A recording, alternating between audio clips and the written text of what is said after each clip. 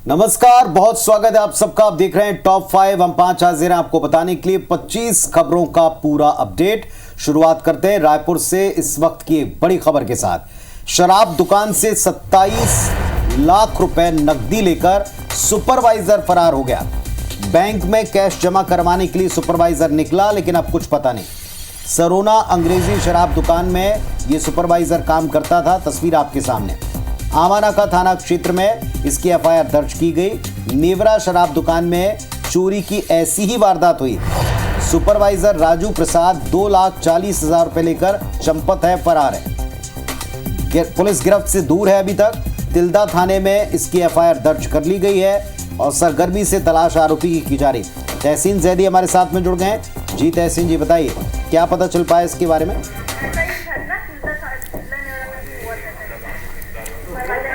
जी तहसीन, बताएं इसके बारे में कुछ पता चल पाया? कुछ तस्वीरें सामने आई हैं, एक बार फिर से एक वारदात रिपीट होती दिखाई पड़ रही है।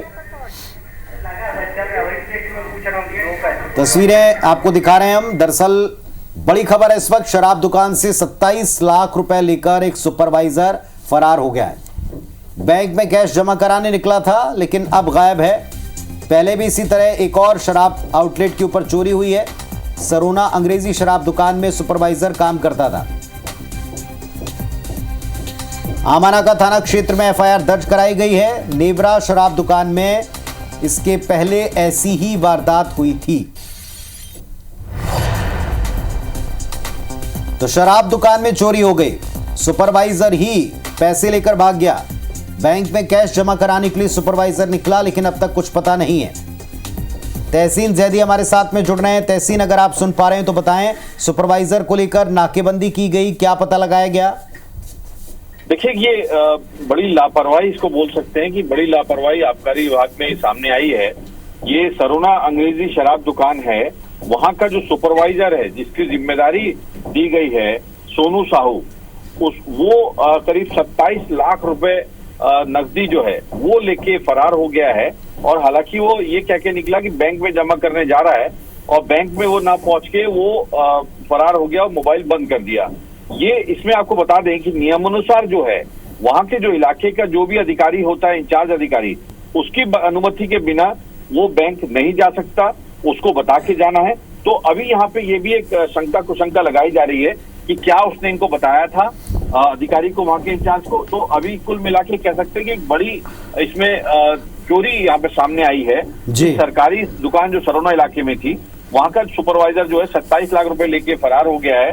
और उसमें अमाना का थाना में धारा 316 अमानत में खयानत का मामला दर्ज किया गया। इतना ही नहीं, 9 अगस्त की भी बता दें कि 2,40,000 रुपए जो एक कह सकते हैं कि नेवरा कंपोजिट दुकान है, वहां से भी एक वहां का सुपरवाइजर 2,40,710 रुपए लेके फरार हो गया है। उसका अभी तक पतासाजी नहीं हो पाई है। तो कुल मिला के कह सकते हैं कि कहीं ना कहीं एक बार फिर से वही लापरवाही की गई और एक और घटनाक्रम रिपीट होता दिख रहा है। 27 लाख रुपए के साथ सुपरवाइजर फरार है। मामला दर्ज हो चुका है। बहुत शुक्रिया आपका इस जानकारी के लिए।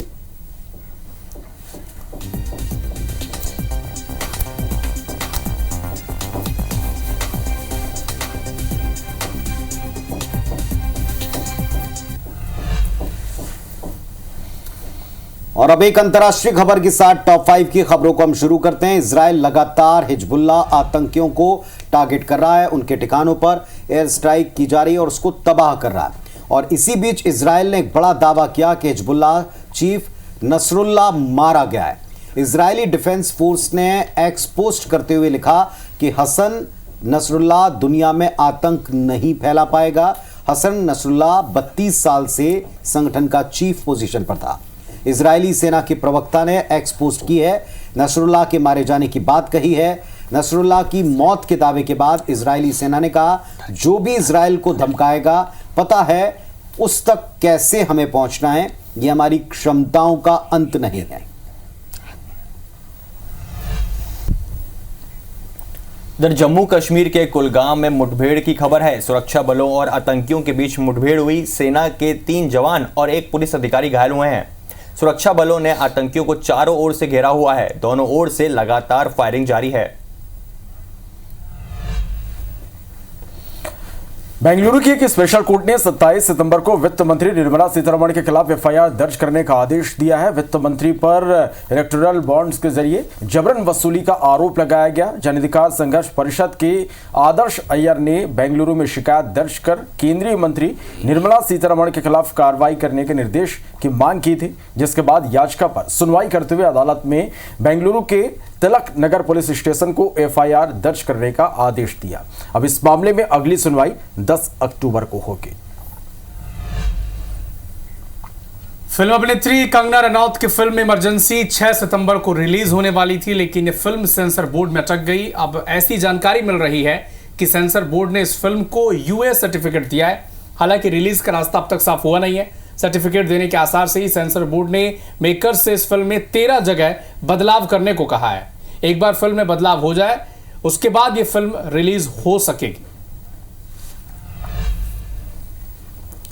उत्तर प्रदेश में अब दुकान, ढाबा, होटल और रेस्टोरेंट पर मालिक और मैनेजर का नाम लिखना अनिवार्य होगा। चाहे शेफ हो या फिर वेटर, सभी को मास्क और ग्लव्स लगाना होगा। वहीं होटल, रेस्टोरेंट में सीसीटीवी कैमरे भी अनिवार्य हैं।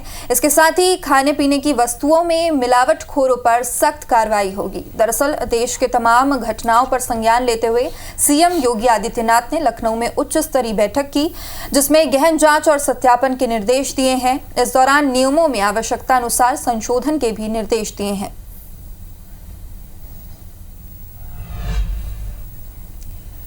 देश भर में बीजेपी का सदस्यता अभियान चल रहा है। बड़े राज्यों में मध्य प्रदेश नंबर 1 पर है। बीजेपी सदस्यता अभियान में मध्य प्रदेश की बढ़त बरकरार है। 70% टारगेट अचीव करने का दावा है।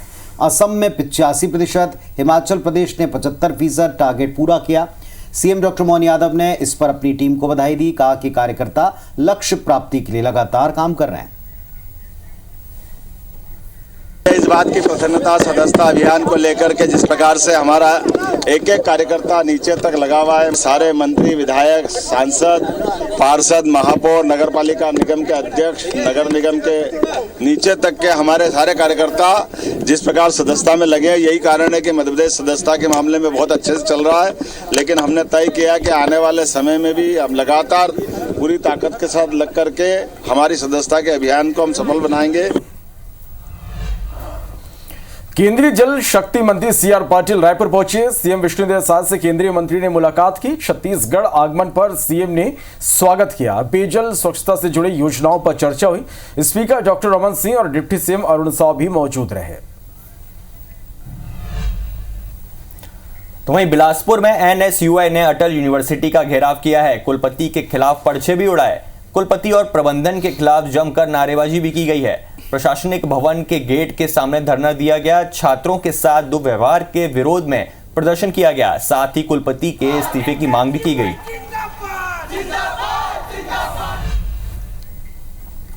मध्य प्रदेश में 70,000 अतिथि शिक्षकों के नियमितीकरण की मांग को डीपीआई के आदेश से बड़ा झटका लगा है। अब अतिथि शिक्षक इस पूरे मामले पर आंदोलन और सुप्रीम कोर्ट जाने की तैयारी कर रहे हैं। बता दें कि अतिथि शिक्षकों की याचिका पर मध्य प्रदेश हाईकोर्ट ने डीपीआई को निराकरण का आदेश दिया था, जिस पर डीपीआई ने उनके नियमितीकरण को लेकर स्थिति साफ कर दी है। अतिथि शिक्षकों को सीधे नियमित नहीं किया जाएगा, बल्कि सीधी भर्ती में 25% आरक्षण दिया जाएगा। यानी बिना भर्ती परीक्षा में शामिल हुए अतिथि शिक्षक नियमित नहीं हो पाएंगे। जांजगीर में पूर्व नेता प्रतिपक्ष नारायण चंदेल के भाई शेखर चंदेल की लाश मिली। नैला रेलवे स्टेशन के आगे रेलवे ट्रैक पर पुलिस ने शेखर चंदेल का शव बरामद किया। शेखर चंदेल की लाश मिलने के बाद इलाके में सनसनी फैल गई। सभी लोग स्तब्ध हैं इस घटना से। पुलिस मामले की जांच कर रही है। मामले में पुलिस द्वारा जांच जो किया जा रहा है, इसके बाद घटना के वक्त पूर्व नेता प्रतिपक्ष नारायण चंदेल जो रायपुर में मौजूद थे, वो रात 2 बजे सूचना के बाद जांजगीर नैला पहुंचे। मृतक शेखर चंदेल स्काउट गाइड के जिला मुख्य आयुक्त और भारतीय जनता पार्टी के नेता थे।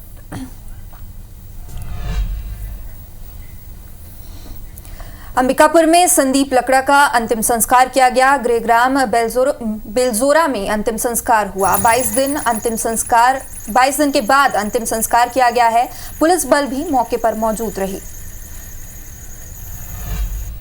इधर जबलपुर मस्जिद विवाद मामले में IBC 24 ने बड़ा खुलासा किया। लगातार इसकी परतें हम खोल रहे हैं। IBC24 के पास अहम दस्तावेज हैं। प्रशासनिक स्तर पर मस्जिद की जांच हो चुकी है। मौका निरीक्षण के साथ जांच रिपोर्ट फाइलों में कैद हो गई।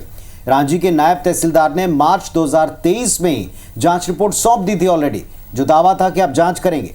रांची SDM को मस्जिद की जांच रिपोर्ट सौंप दी गई थी। जांच रिपोर्ट में मस्जिद का निर्माण गलत पाया गया। इस रिपोर्ट में साफ लिखा है कि वक्फ बोर्ड की बजाय दूसरी जमीन पर मस्जिद बनाई गई। IBC24 के पास राजस्व रिकॉर्ड और जांच रिपोर्ट दोनों की कॉपी है। गायत्री बाल मंदिर की जमीन है जिस पर मस्जिद बनाई गई, यानी इसमें प्रशासन का दावा सफेद झूठ है।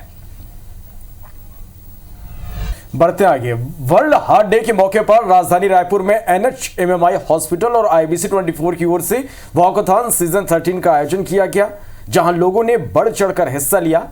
आप भी देखिए।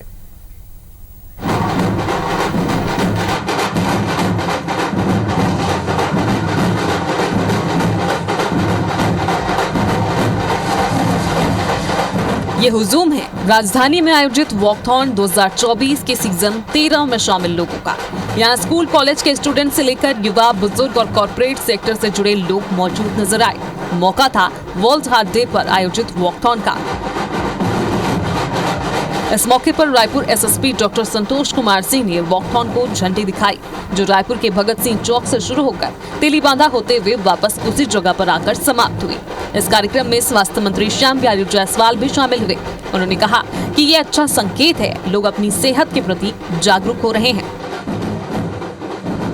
भारत सरकार ने 3 राज्यों में, उड़ीसा, महाराष्ट्र और छत्तीसगढ़ में योग और नेचुरोपैथी का रिसर्च सेंटर और 100 बेड का हॉस्पिटल की मंजूरी दे दी है। आने वाले समय में जो योग और नेचुरोपैथी के प्रति जो लोगों का पुराने समय का जो आकर्षण था, वो पूरे देश के लिए छत्तीसगढ़ एक आदर्श बनेगा। वर्ल्ड हार्ट डे भी है और उसके उपलक्ष्य में आज NH वॉकथॉन प्रतियोगिता MMI के द्वारा आयोजित की गई। साथ में इस कार्यक्रम में IBC परिवार ने भी एक बड़ा भूमिका निभाई है। सर्वप्रथम तो मैं NHMMI को बहुत बहुत बधाई और शुभकामनाएं देता हूं, साथ में IBC परिवार को।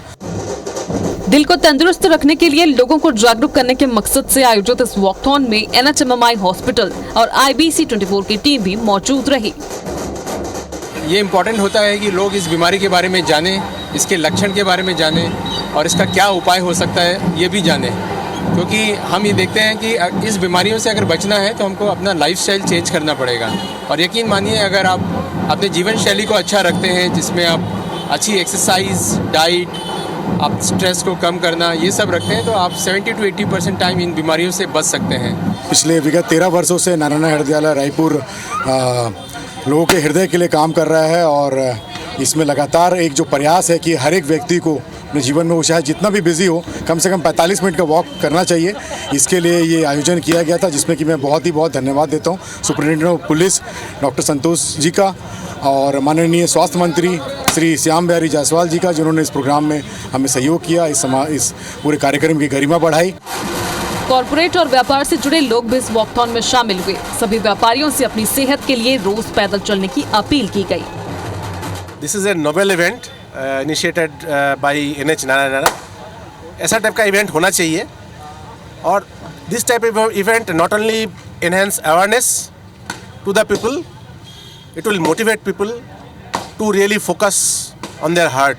हम लोग अभी जो लाइफ अभी स्पेंड करते हैं, जिसमें कि हमको टाइम नहीं मिलता है और हम लोग अपने शरीर के ऊपर ज़्यादा ध्यान नहीं दे पाते हैं, तो इसलिए ऐसे उपक्रम अगर कोई अरेंज करता है, जो नारायणा जैसा हार्ट हॉस्पिटल ने अरेंज किया है, वो बहुत ही काबिल तारीफ़ है और हम लोगों को मोटिवेट करेगा। हार्ट शरीर के लिए बहुत ही ज़रूरी है और उसकी एक्सरसाइज टाइम टू टाइम करते रहना चाहिए, क्योंकि एज ए फोर्स मेंबर हम तो सुबह शाम PT करते ही रहते हैं, लेकिन बाकी सिविलियन को मैं ये कहना चाहूँगा कि एज यूजुअल उनको जैसे भी समय मिलता है एक्सरसाइज करते रहना चाहिए।